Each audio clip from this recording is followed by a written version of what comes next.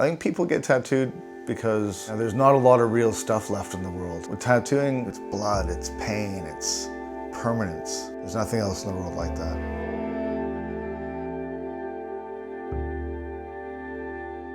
Hey guys, happy Saturday. Just doing a little filming from the shop today. This will be Tebori Talk number 3. Just talking a little bit about my origin story of Tebori. I'll cover my tattoo origin story later, but today we'll just talk about how I got into Tebori and why and all that kind of stuff. So I've been tattooing since 1993, right? So at the time that I started Tebori, I'd already been tattooing about 25, 26 years. So I started Tebori, I think, in 2017. And I'd always been being into Japanese, I was always very curious about Tebori. You know, I've been to Japan many, many times. I've been tattooed by several tattoo artists by Tebori. And I was really, really interested. Back in, I think, 2012, I bought a Tebori kit from Horisumi 3, which was like the Tebori tool and the needles and the jigs. Didn't come with any instructions, mind you. So I didn't know how to make the needles. I attempted to. I tried to tattoo myself with it and a couple people. Not a very good outcome. So I just put it in the drawer and forgot about it. But I'd always been really fascinated because if you're into traditional Japanese, Tebori is kind of like the pinnacle of that, right? You're trying to go as traditional and as real and as authentic as possible. And so Tebori is where it all comes from, right? I mean, all the Japanese tattooing originally done in the early 1900s, up until the 60s, was all done by hand, right? And so that's what you're trying to achieve, is not just that look, but that feel, that authenticity. So in 2017, I met an artist named Horikashi. And I'm trying to think where I met him. I met him in Japan, in Gifu, at his studio. I went over to Japan to buy some prints from Horihide and some paintings. So I went over and visited his dojo, Horihide's dojo. We became friends. I met him a few times before that, bought his books and stuff. And he took me to visit this artist, just like jumped in the car, hey, visit my friend. And so we went to Horikashi's studio, which was real traditional style studio. He had his little platform out. The walls were just covered in these bright paintings that were just unreal, all original paintings. I'd never heard of this guy. I'd never seen his stuff before. I was blown away. Horikashi and I became fast friends, and we went out for dinner a couple of times while I was there, and we just kept in touch. And then I went back again to Japan. I visited him again, and I got tattooed by him. I got a piece on my chest. My wife made a little video at the time, which I'll show here. And again, you know, we drank together and partied together. I said, listen, you need to come to Australia and work in my studio.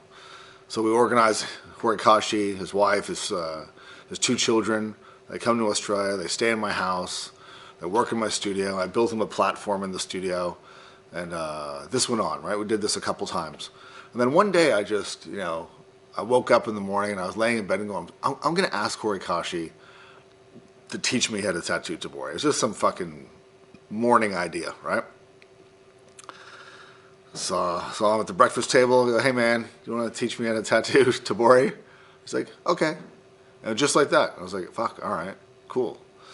So I didn't really know what I was getting into. I had no idea what I was jumping into and how deep that rabbit hole would go. So I went to the shop that day. He showed me a few things. He gave me some needles. He gave me some tools. And I mean, it's fucking hard, dude. Like, if you've never done it before, that rhythmic motion doesn't come easy, you know? So I was very awkward. I tried a little bit on him. I tried a little bit, you know, on people. It was very difficult. And then, you know, he showed me a little bit with the needles. And it was a rough start, right? Very rough start. But finally I got the hang of it. I practiced a little bit more on people. And I was going to keep it real down low. I wasn't going to promote it. I wasn't going to do videos of it. In my mind, I was going to practice for 6 months to a year before I came out as a Tebori artist.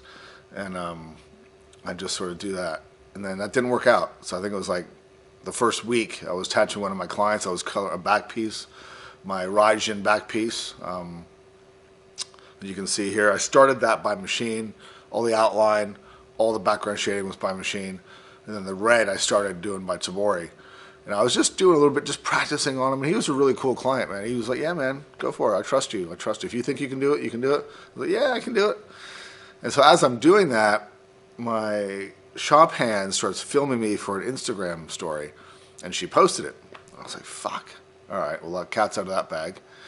And so I just ran with it. I just like, all right, well, here we go. And I just started videoing it and promoting it. And I just started running it. I just never went back to machines after that. And I just figured it all out as I went. And yeah, that's so that was the beginning. I ended up going back to Japan and studying with Horikoshi 2 more times in his studio, staying in his studio, tattooing his clients a little bit, learning the needle stuff a little bit more. And he would come back here. So this went on for a few years, back and forth, until I got proficient at it. But again, I mean, it was all stuff that, you know, the worst would have been a little bit slow when I was starting off, and I would have had to re-go over certain areas, maybe another time just to get full saturation while I was learning. But because I had 25 years of machine experience, I understood tattooing and how tattooing worked. So it was really just understanding how the Tebori needles and the technique and the rhythm interacted with the skin and how to get that saturation, right? That's the learning curve when you already have the tattoo experience, right? So sitting on the floor cross-legged was probably the worst part of the whole thing. Getting used to, you know, because I wanted, like I said, you know, I'm not going to do Tebori sitting in a chair using a massage table, right? Because that's not very traditional or authentic, right? So I built a platform. I went whole hog, right? Got the fucking outfit, the whole thing. And I did that for a couple of years. I sat on the floor cross-legged. You know, I'm not a real flexible guy. I'm 6'2". Really messed up my hip muscles and my tendons and my sciatic nerve. Had to go to physio like every week. But I persevered. I persevered for quite a while. You know, I had to roll on the ball and the roller every day during the sessions because my muscles were all messed up from sitting cross-legged. A lot of pain. But I pushed through it. And then after a few years, you know, I built my platform, which is here. You can see. Tall, so I stand while I tattoo now. And that presented another set of problems with my shoulders because I was pushing laterally. So now I stand on a platform to tattoo above my platform. And I've got it sort of figured out now for my body shape and my body type and my history. Right? I mean, little Japanese kids are sitting cross-legged and sitting on their ankles from when they're very small. You know, I didn't do that. I grew up sitting in chairs and not really sitting on the floor. So I didn't have that flexibility and that joint flexibility that Japanese kids would have had growing up, so that when they were adults they could do that without pain. So that was probably the biggest hurdle for me, was the sitting part, apart from learning the technique and stuff. You know, and I started doing Tebori when I was, you know, 45, right? So I was a late comer, or no, yeah, 45. I was a late comer to the game, right? It was like starting all over again, right? Starting all over again in terms of, you know, I had my clientele already, and most of my clientele were very happy to switch over and trusted me. And I got a bunch of new clients as well that were interested in the Tebori thing. So it's been good in that sense. You know, people ask me if I regret switching over because of, you know, all the inconveniences of it and stuff, and I don't. I love Tebori. It's good. Every now and then I get to use a machine again, and I love using a machine too. I mean, machine outlining is great. I don't know that I'd ever switch to full-time Tebori outlining on big pieces because it would just be, it's very time-consuming.